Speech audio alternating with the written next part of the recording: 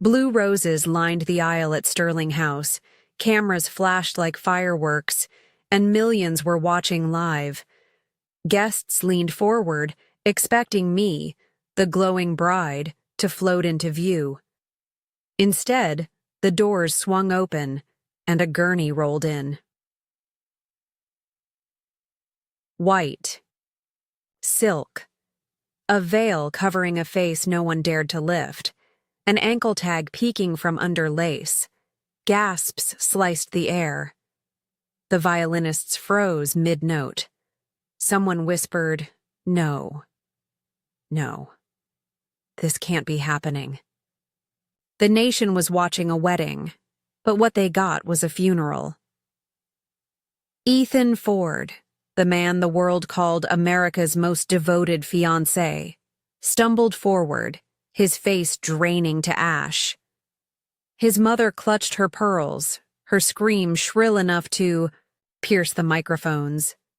A child in the crowd asked too loudly, "Mommy, why is the bride sleeping?" Reporters swarmed the edges of the aisle, torn between disbelief and duty. The live stream didn't cut away. It zoomed closer. Screens across, America lit up with the image of a bride who wasn't moving. This wasn't a mistake. This wasn't an accident. This was the moment everything I had planned for 10 years collapsed in one instant of silence. The ivory dress clung to stillness, not breath. The satin gloves were folded, not trembling. And on that gurney, beneath layers of veil and ceremony, lay the end of a story everyone thought was perfect. I should have been the bride. I should have been the one walking toward Ethan with a smile rehearsed for cameras. But instead, I was gone, legally dead before the vows, erased from the world. I'd lived in since I was 19. The guests thought they were watching tragedy. They thought fate had stolen a woman minutes before she said, "I do." But fate had nothing to do with it, because this wasn't fate, it was my choice. My last performance as Maya Harper, and as Ethan fell to his knees shouting my name, I slipped, quietly, into a different life, one the cameras would never capture.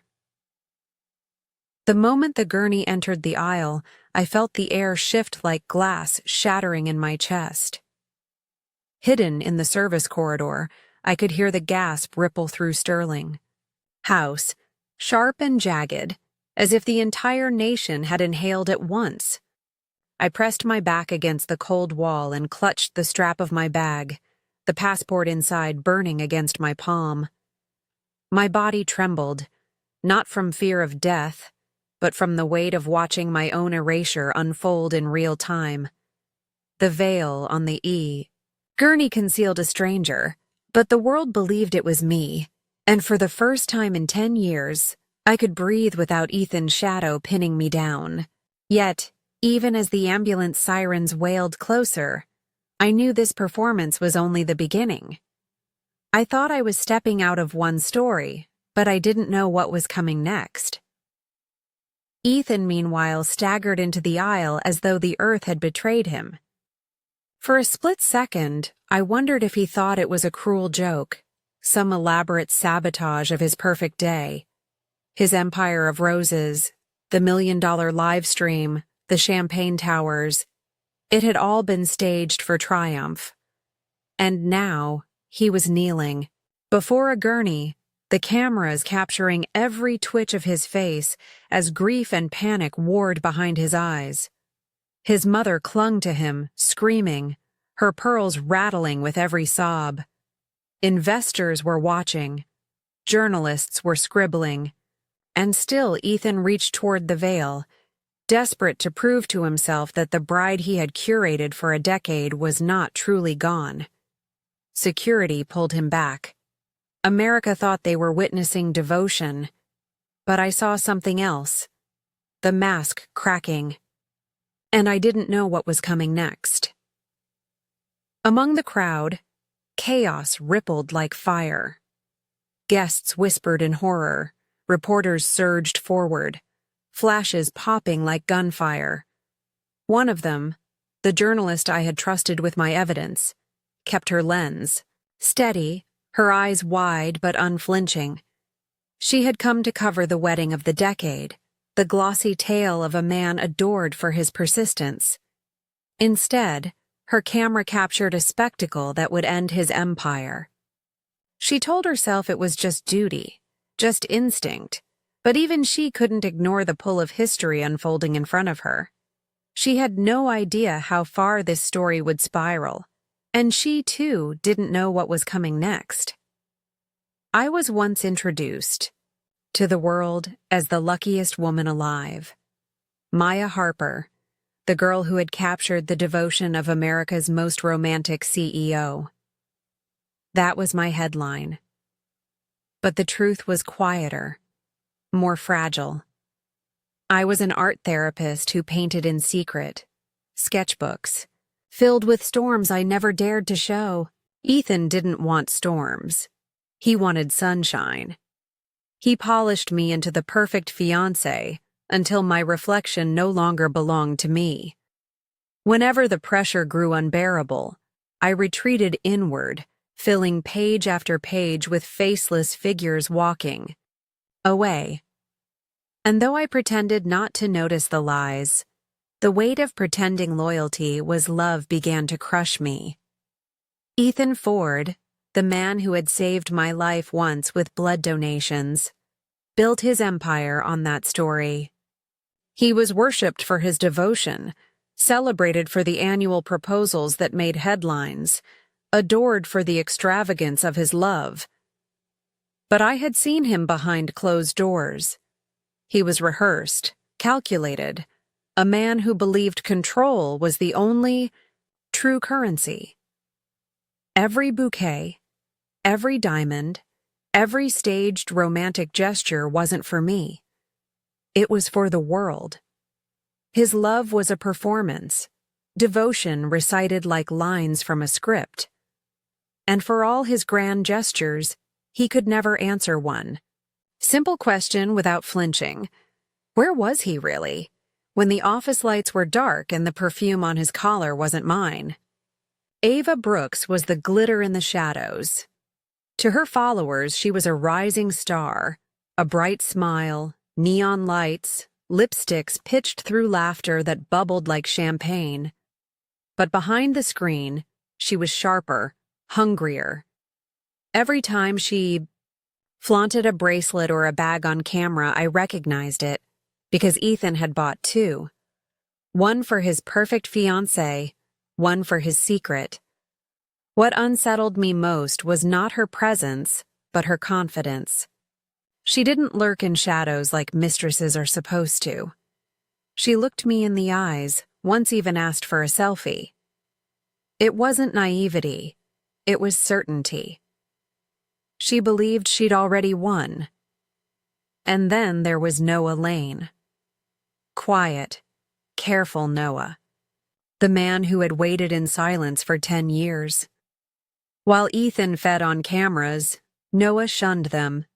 He had built an empire in technology, a billionaire before 30, yet he preferred the background, watching with patient eyes that noticed everything. We had met once as children in a summer art program. I lent him charcoal sticks. He told me. My sketches looked like weather. I forgot him. He never forgot me. Years later, it was his company, Ether Labs, that offered me not just refuge, but choice. He never demanded, never pushed. He simply said, "You don't owe me art, but you owe yourself truth." That patience unsettled me as much as it comforted me, because devotion held too long, even silently, can start to look like obsession. And yet, when I looked at him, I saw not hunger, not control, but space. 4 lives, each tangled with the others. The bride who vanished, the groom who lied, the mistress who glittered, the man who waited. We were already colliding long before the wedding day, long before the roses turned the mansion into a stage. What no one knew, not Ethan, not Ava, not even Noah, was that I had already chosen the ending. But the real storm had only just begun. I met Ethan Ford when I was 19, still a student in Seattle who believed love could be drawn in straight lines. He wore thrift store blazers that didn't quite fit and walked with the confidence of someone who thought the world was already his. I mistook that arrogance for stability. He asked me out within a week, telling me I looked like I wanted to be anywhere but class. "Let me take you somewhere better," he said. I laughed, and I went. That was the first step into 10 years back. Then, he wasn't the polished CEO the world would one day worship. He was just a boy with napkins full of scribbled business plans, arrows looping into arrows, while I sketched faces in the margins.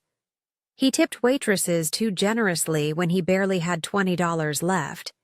He promised me we'd build something, bigger than either of us could imagine. And for a while, I believed him. 6 years ago, a slick patch of rain sent my car spinning across asphalt. I woke to hospital lights and hushed voices.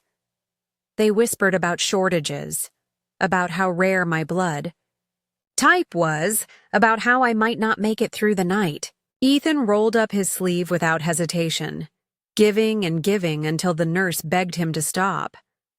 He nearly collapsed, but he saved me. That act became our legend. America fell in love with the story of a man so devoted he nearly drained himself to keep me alive. Investors adored it, magazines canonized it, and Ethan leaned into it, polishing the tale until it became the cornerstone of his empire. After that, the proposals came. Every year, one grander than the last. On a snowy pier, in a hot air balloon. At the top of the Space Needle with photographers he swore were just passing by. Each time I said, "Not yet." Each time he smiled as though my refusal were part of the script. People called him persistent, romantic, unstoppable. What I saw was someone performing devotion like it was a business strategy. By year 10, beneath New York fireworks, I said yes. Not because I believed in forever, but because I was tired of resisting. But even then, the cracks were there. Ethan planned my joy like board meetings. He scheduled Paris before I could open my calendar. He practiced stories until they sounded effortless. His phone was always face down, even at dinner, even in bed. My art shifted from bright oceans to storm-stained skies, but when he noticed, he only laughed and said, "We'll redecorate. These colors don't suit the brand." My brushstrokes were not decoration, they were warnings. He never saw them.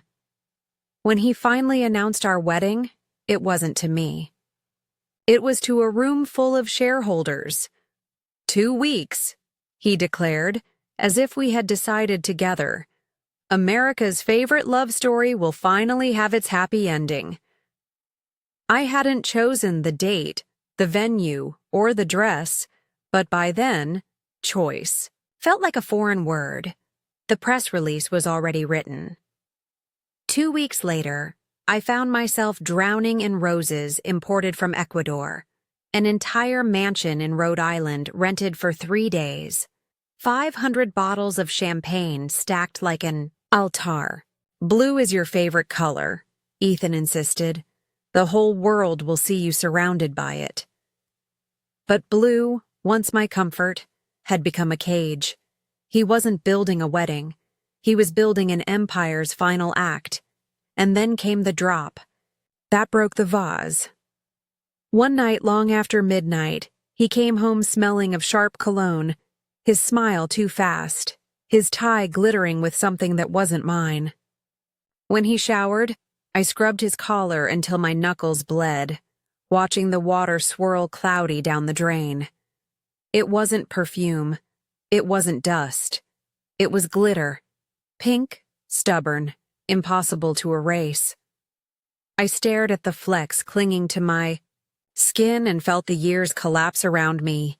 10 years of loyalty. 10 years of proposals, headlines, blue roses and lies. The water had reached the rim. The vase was full. And I knew the next drop would spill everything.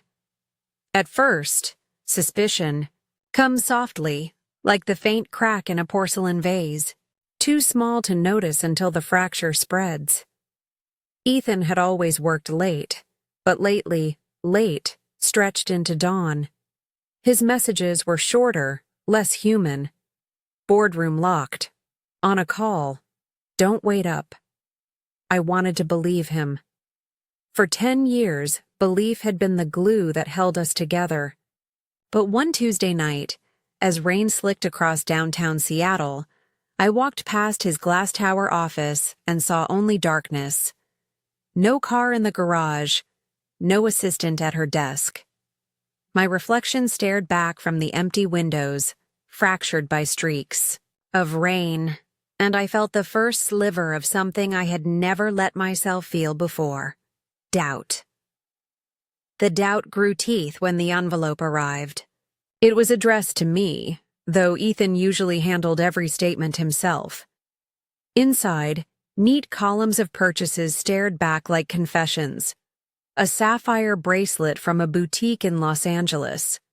A 3-night suite at the Pacifica Hotel. Ocean, view, champagne included. White orchids dipped in gold, delivered to an address that wasn't ours. Someone had tried to black out the details with heavy marker, but under the light I could still make out faint strokes, like shadows that refused to die. My finger traced the words until the paper tore. That night, at 1:11 a.m., my phone buzzed with a notification. Ava Brooks is live now. I should have ignored it. I should have turned away. But curiosity has a cruel way of cutting deeper than fear. I tapped. She filled the screen in neon light, her laugh sharp and bright. On her wrist glimmered the bracelet. Not just any bracelet, the sapphire one from the receipt in my hand. Babes, look at this stunning gift. He says blue is my color. Totally obsessed. Blue. Always blue. My supposed favorite, recycled into her smile. The comments gushed. Queen energy. Manifesting this love. Where do I find a man like that? I stared until the bracelet blurred, then slammed the phone shut. But the afterimage of her grin clung to me like smoke. The next morning, Ethan brewed my jasmine tea. 2 sugars, just as always. He set it down with practiced tenderness, kissed my forehead and murmured, "I'll be late tonight. Big project." I wanted to scream, "Which project? Which hotel? Which woman?" Instead, I whispered, "Ethan, are you happy?" His eyes lingered, on me a second too long before he answered, "Of course. Why would you ask?" His phone buzzed. He flipped it face down. "Don't wait up." And just like that, he left, leaving me with steam rising from a cup that scalded my tongue. A week before the wedding, a text from a burner number appeared. Ask him about the Pacifica. 3 years. Same lie every time. My thumb hovered over the reply button, but the message dissolved. The number vanished. 3 years. Not a mistake. Not a slip. A pattern. A double life running parallel to mine. I pressed my palms against the window, the city lights blurring my reflection into a stranger's. Face unstill, I told myself maybe I was imagining it. Maybe the bracelet was coincidence. Maybe Ava was lying. Maybe Ethan was guilty of excess, not betrayal. But then came the drop that broke the vase. He came home past midnight, shirt unbuttoned, cologne too sharp, tie hanging loose. He kissed me lightly, his lips cool, his eyes bright with something restless. He collapsed into bed without a shower. When he stirred the next morning, I lifted his jacket to hang it. That's when I saw it. Glitter. Pink. Stubborn. Clinging to the collar. Like a scar. I rubbed at it with my thumb, but it wouldn't fade. I tried again, harder, until the fabric reddened under my nail. Glitter doesn't belong in offices. Glitter belongs under ring lights, in live stream studios, on women who peddle lipstick through neon laughter. Glitter belonged to Ava. I ran water over my hands, scrubbing until my knuckles burned. But the specks clung beneath my nails, tiny shards of truth that refused to wash away. Sitting on the bathroom floor, skin raw, I understood in a way I couldn't ignore. I was not crazy. I was not paranoid. The story I had defended for a decade had already collapsed. Still, Ethan kept performing. He spun our wedding like a fairy tale, boasting of 1,000 rooms, 500 bottles of champagne, 20,000 roses imported from Ecuador. He promised I would be unforgettable, adored by millions watching live. I smiled, lips aching from the weight of pretense, while inside, I repeated the same thought. You're right, Ethan.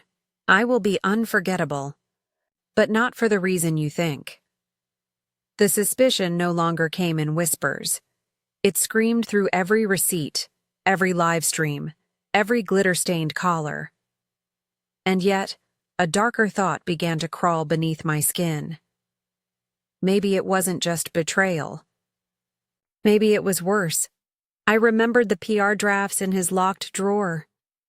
The press release celebrating Ava as his partner. The crisis plan framing me as fragile, unstable. Words like self-harm ideation and depressive episodes, twisted from the very work I did with patients. They were preparing to erase me, not as a lover, but as a person. The night before the wedding, Ethan leaned against the kitchen counter, champagne glass in hand, eyes shining with rehearsed devotion. "The whole country will be watching," he said. "They'll see how much I love you." I stared at him and thought of the drafts, the receipts, the live streams, the glitter. I thought of the text that said 3 years. I thought of Ava's, hand pressed to her stomach in a photo captioned 3 months today. The vase wasn't just full, it had shattered. And I realized something terrifying. I didn't just want revenge. I wanted erasure. I wanted to vanish so completely that Ethan would never recover, so the world that worshipped his devotion would choke on the ending. I smiled and raised my glass. "To forever," I said. He clinked against mine, oblivious. But inside, I whispered, "To the end." It was a Tuesday morning, 5 days before the wedding, when the truth finally bared its teeth. By then, suspicion wasn't just a whisper, it was a roar in my chest. But what I discovered that day still knocked the air out of me, leaving me hollow. I wasn't looking for answers anymore. I thought I had them already. The receipts, the glitter, the live streams. The picture was clear enough. Ethan was a liar. Ava was his glitter-soaked secret. The wedding was theater. I thought nothing could surprise me again. And then I saw it. Was scrolling numbly through my feed, half distracted, when her face appeared. Ava, radiant as always, but softer this time. The lighting wasn't neon. It was gentle, deliberate. She cradled her stomach with both hands, her smile almost maternal. The caption read, 3 months today. Feeling so blessed. Can't wait for you to meet him, babe. My chest tightened until I couldn't breathe. Not because I didn't expect it. I had felt it coming, like thunder before a storm, but because it was now written in words for the world to worship. The comments were endless. He must love you so much. Lucky queen, you manifested this. Blue really is your color, mama. Blue again. Always blue. My blue. I pinched the screen, zooming in until the pixels blurred. The bracelet glittered on her wrist, the same sapphire one I had never received. And in the reflection of the mirror behind her, barely visible, was a man's silhouette. Tall, broad shoulders, a watch I knew better than my own heartbeat. Ethan's. The room spun. My hands shook so hard I nearly dropped the phone. I slammed it shut, but the image was already carved into me. Ava wasn't just a fling. She wasn't just a hidden indulgence. She was carrying Ethan's child, their child, and I was supposed to walk down an aisle for him in less than a week. That same afternoon, a magazine arrived at the house. The cover bore my face, smiling, flawless, sculpted by Photoshop into something I barely recognized. The headline, Inside America's Most Anticipated Wedding. The article gushed about Ethan's legendary devotion, about the decade of proposals, about how the nation adored us. The luckiest woman alive, it called me. I held the page in my hands, staring at a stranger. Two Mayas existed now, the one America believed in, and the one staring at a mistress flaunting a pregnancy online. Which version would history remember?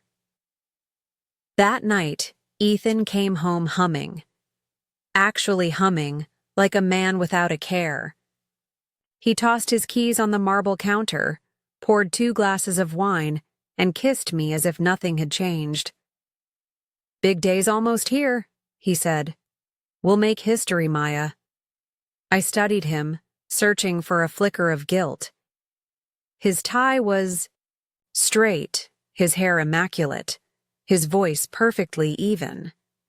If he suspected I knew, he gave nothing away. He rambled about roses, about RSVPs from governors and CEOs, about how I would look like a queen walking down the aisle. Never once did he mention Ava. Never once did he mention the child. And in that silence, I realized something chilling. He didn't think he needed to.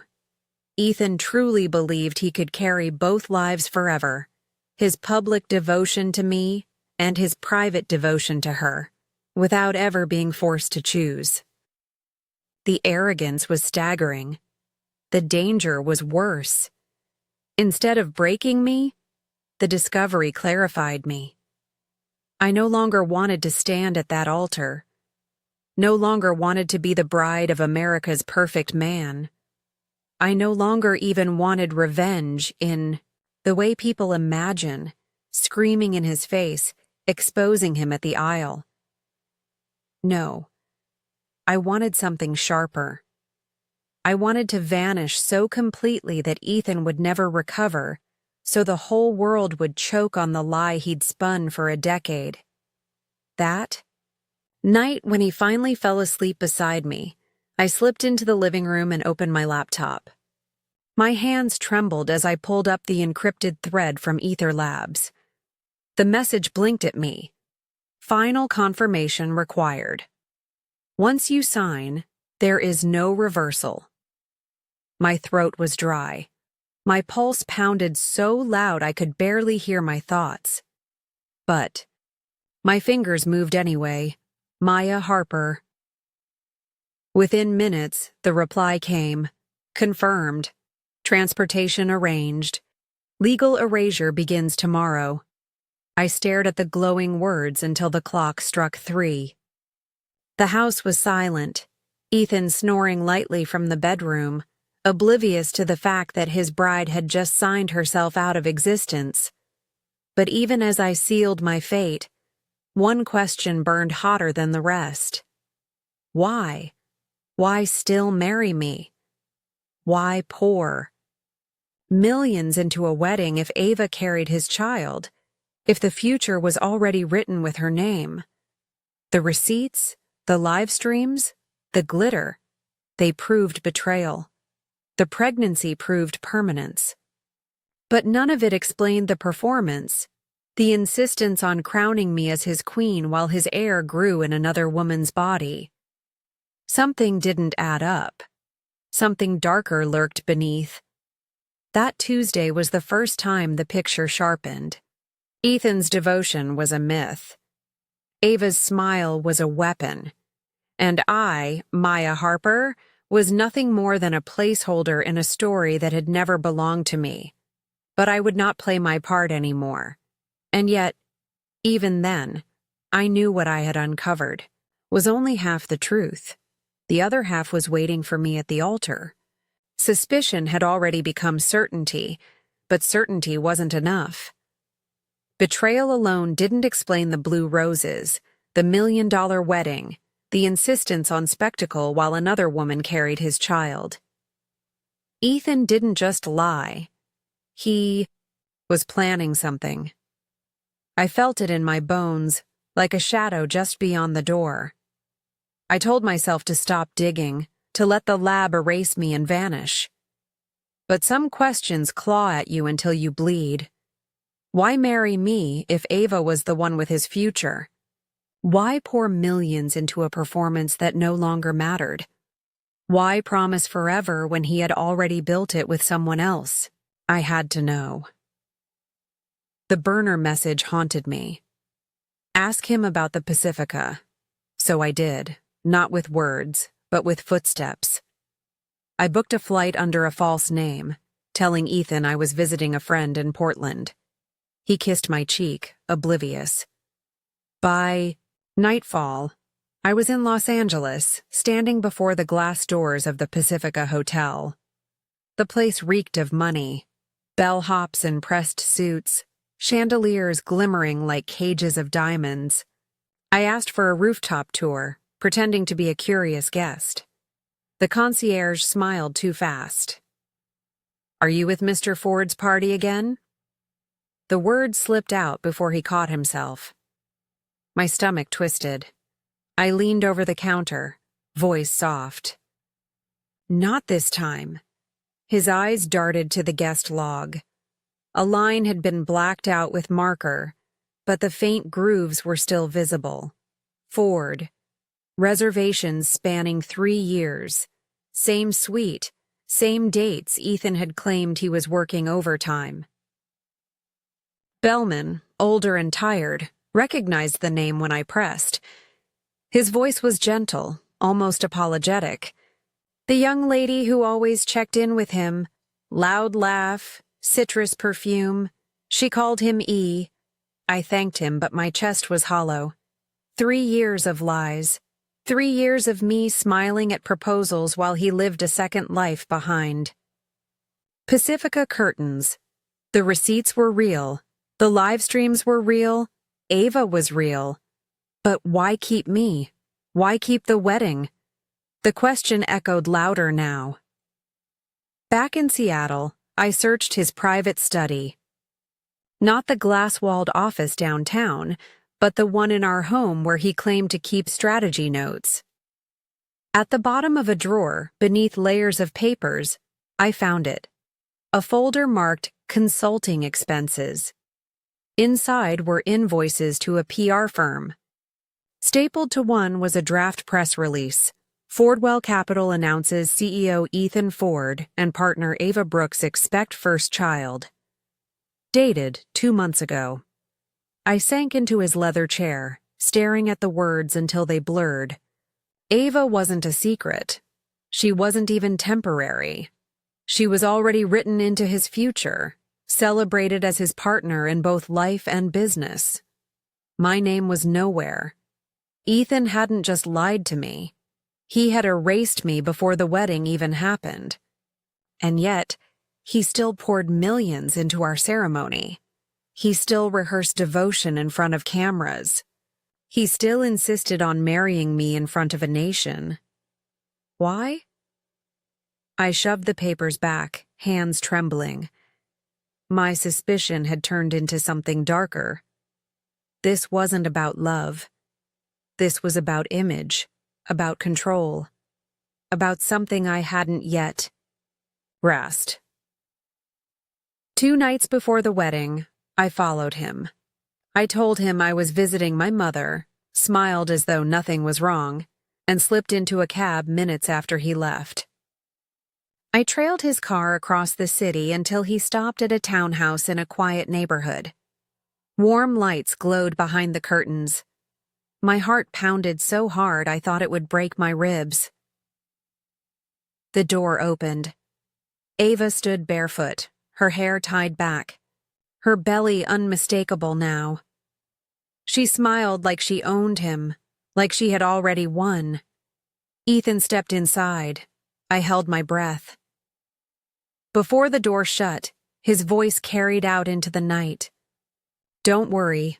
After the wedding, everything will be ours. She'll be gone." The words sliced through me. Not, "I'll leave her." Not, "I'll tell her the truth." No. She'll be gone. I stumbled back, gravel crunching under my shoes. A dog barked down the street. For one terrifying second, I thought Ethan had seen me. I ran, lungs burning until the townhouse was a smear of light behind me. Gone. That was his plan. He didn't intend to juggle both lives forever. He intended to erase me. And the wedding wasn't about devotion. It was about control. He wanted the whole world to watch as he crowned me his bride, then watch again as I vanished. A death certificate already drafted, a conservatorship already waiting. Ava stepping into the spotlight after the perfect mourning period. Every gesture, every rose, every blue ribbon wasn't devotion. It was a trap. By the time I reached the airport, my decision was final. I wouldn't expose him. I wouldn't confront him. Confrontation was what he expected. I would vanish. Not as his victim, but on my terms. I opened the encrypted app and typed, "I'm in." Full erasure, no delays. The reply came instantly. Confirmed. Extraction van arranged for Newport wedding day. You must not be recognized before then. For the first time in months, my chest loosened. The world thought Ethan controlled the story, but I was already writing another ending. And yet, even as I confirmed my disappearance, I knew the most dangerous part was still to come.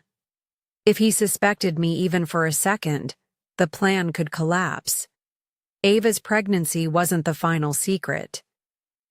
The townhouse wasn't the final betrayal. The real truth, the final blow, was waiting at the wedding. Justice did not arrive with gavels or prison walls. It arrived like cracks in glass, spreading fast and unstoppable, until the whole image shattered. By the time the jet touched down in Houston, the world had already begun dismantling Ethan Ford, piece by piece. In the terminal, glowing screens blared headlines so bold they looked like accusations. Devoted CEO or master liar. Crisis Plan A. Documents leaked. Who was the real Maya Harper? Every news channel replayed the footage from Sterling House, the gurney, the gasp, Ethan stumbling forward, microphones swarming like bees around spoiled honey. They showed the journalist's thread alongside it, each post a dagger, receipts from the Pacifica, the draft announcement naming Ava as Ethan's partner, the conservatorship petition, proof not of grief, but of strategy, and America, the country, that had worshipped Ethan's devotion, turned on him in a single breath. That night, Fordwell Capital's stock froze. By morning, it had fallen 30%. Sponsors withdrew their names from the wedding broadcast. 3 board members resigned, citing ethical breaches. And then the regulators came, demanding answers about misappropriated funds funneled through the PR firm. Ethan, once untouchable, was suddenly cornered. I watched from the safety of Ether Labs, the screens muted, the soundless chaos almost more satisfying than the noise. It wasn't revenge, not exactly. It was a kind of cleansing, the air finally clearing after a decade of suffocating fog. Ethan had built his empire on the myth of devotion. Now the myth was his prison. He tried to fight it, of course. He released a video statement less than 24 hours after the scandal broke. His face was pale, his tie crooked, his eyes red as if from tears or rage. "I loved Maya Harper more than life itself," he insisted. "These documents have been taken out of context. Crisis planning is standard in any high-profile wedding. Please respect our family's grief." But the internet has a way of stripping language bare. His words were dissected, slowed down, clipped into memes. Crisis planning is standard. That single phrase was replayed over footage of the gurney, of Ava's live stream, of the receipts stamped with his name. Out of context or not, the truth was obvious. Grief doesn't need a budget. Ava fared no better. She tried to salvage her image with carefully staged live streams from her hospital bed, cradling her stomach and whispering about innocence. "The baby is safe," she said, tears glistening just enough to catch the light. "Please don't spread lies. We are mourning too." But her followers didn't buy it. The comments section turned venomous. "You flaunted gifts that weren't yours. You smiled while she suffered. You wanted her gone." Brands cut ties overnight. Contracts evaporated. She had gone from rising star to pariah in less than a week. One evening, she appeared wearing the sapphire bracelet again, but instead of admiration, the comments shredded her. Blood diamonds of betrayal. Stolen love, stolen jewels, stolen life. Her career didn't end in silence. It ended in flames, live-streamed, for the same audience that once adored her. Meanwhile, Ethan spiraled. Boardrooms that had once echoed with applause now rang with shouts. He demanded loyalty, but no one was listening. Leaked footage from a shareholder meeting showed him sweating, fists pounding the table. "She was unstable," he barked. "You don't understand. I was protecting her." That clip spread faster than any meme. The man once praised for bleeding himself to save me was now blaming me for the collapse of his empire. It was the final crack. America saw him for what he truly was. Not a devoted man, but a manipulator willing to twist even grief into profit. Justice was not swift, but it was thorough. Ethan lost his position as CEO. His mother issued a statement calling him unwell before retreating into silence. Ava vanished, her accounts deactivated, her presence reduced to whispers on gossip forums. And me? I became no one. Ether gave me papers with a new name, Lena Quinn, a passport, a driver's license, a bank account seated with enough to live without fear. For the first time in 10 years, I looked at an ID and saw a reflection that belonged to me. Not Ethan's fiancé, not the tragic bride, just me. I rented a small loft on the edge of Houston, brick walls and tall windows, the kind of place Ethan would have dismissed as off-brand. I filled it with canvases, my brush finally free to chase storms and skies without permission. My first painting was all cobalt, streaked with gray, horizon breaking through. I named it After. At night, Noah would sometimes sit across from me in the ether courtyard, quiet as ever. He never pushed, never asked for more than I could give. One evening, he placed a blank canvas before me. "You don't owe me art," he said, "but you owe yourself truth." I painted until my fingers ached. Not for him. Not for anyone. For me.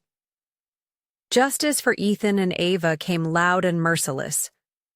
Justice for me came quietly, in the silence of a brushstroke that no one else owned. The world never let go of the story. Documentaries followed, dissecting every frame of the wedding livestream, every line of the leaked crisis plan. Some painted me as a victim. Others called me a mastermind. A few claimed I had staged my own disappearance for freedom. I didn't correct them. Let them guess. The more they speculated, the further they drifted from me. I didn't need the world to know. My truth, it was enough that I finally did. Ethan's name became shorthand for betrayal, late-night hosts mocking his annual proposals, memes captioned persistence. Exie has stopped working. Ava became a cautionary tale in influencer forums. Don't build. A career on borrowed love. Their empire collapsed, their image poisoned. They were trapped in the story they had written while I walked free of it. Some nights, I still dreamed of the gurney, of the gasp in Sterling House, of the child's voice whispering, "Why is the bride sleeping?" But then I woke in my loft, light, spilling across unfinished canvases, and remembered, I was not the bride anymore. I was not the myth. I was Lena Quinn, and I was alive. Justice wasn't perfect. It rarely is. But it was enough. And in the quiet of my studio, as blue bled into canvas, I realized something. For 10 years, I had thought strength meant endurance, smiling through lies, holding on through betrayal, waiting for devotion to turn real. But strength was never endurance. Strength was letting go. Strength was walking away before someone else erased you.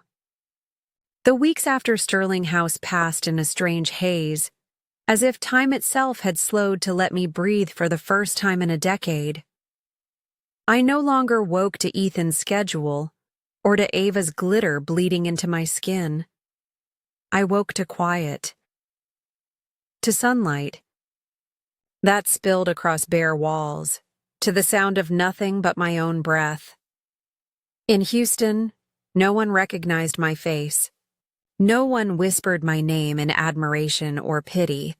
I was a ghost walking through a world that had moved on, and I loved it.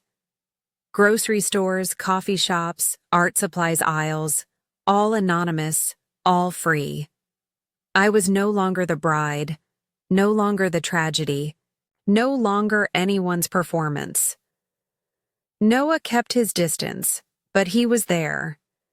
He never demanded answers, never asked for gratitude.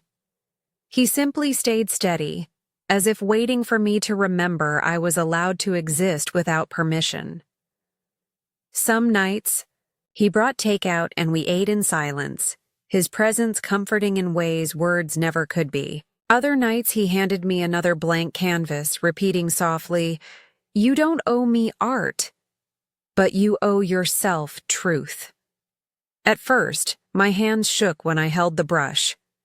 10 years of being told what colors I was supposed to love had made me doubt my own instincts, but slowly shapes began to form. Storms at first, dark skies, fractured cityscapes, oceans that looked like they were swallowing light. Then, slowly, softer things. Sun breaking through clouds, fields of wildflowers, horizons stretching wide. I painted not for galleries, not for cameras, not for him, for me. Each stroke was a reclamation, each canvas a piece of the self I thought Ethan had erased. The world outside never stopped talking.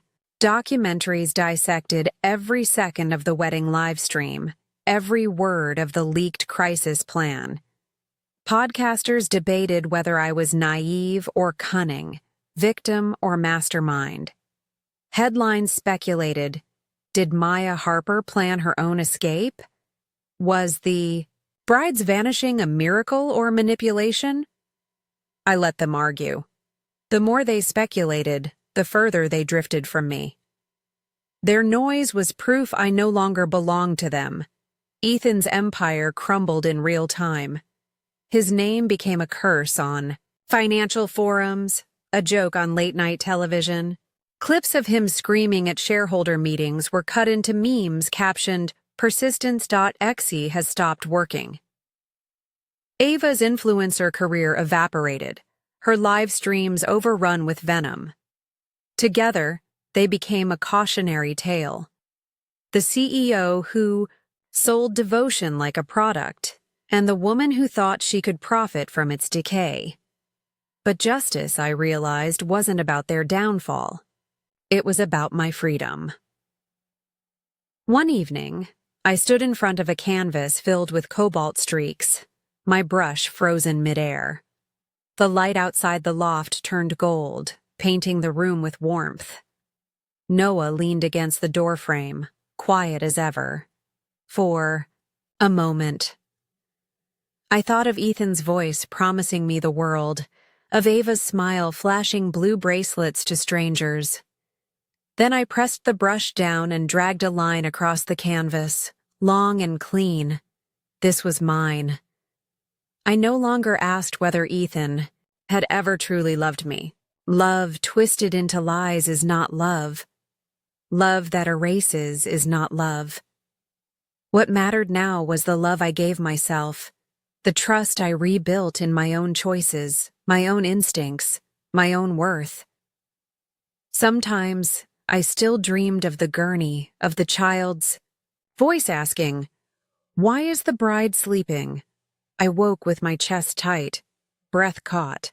But then I looked at my canvases, at my name on a new passport, at the blank page of tomorrow waiting for me, and the fear ebbed. I had been erased once. Now I was writing myself back. The story America thought they knew ended at Sterling House. But mine was still unfolding, quieter, steadier, freer. I was not Maya Harper anymore. I was Lena Quinn, and I was alive. And now I wonder, if it were you, standing where I stood, after 10 years of betrayal, after being written out of your own life, what would you have done? Would you stay and fight in the open? Or would you disappear? Start over and never look back? Tell me in the comments. I'll be reading them. And if this story left you breathless, don't forget to like this video and subscribe to our channel, because sometimes the most dramatic stories aren't fiction at all.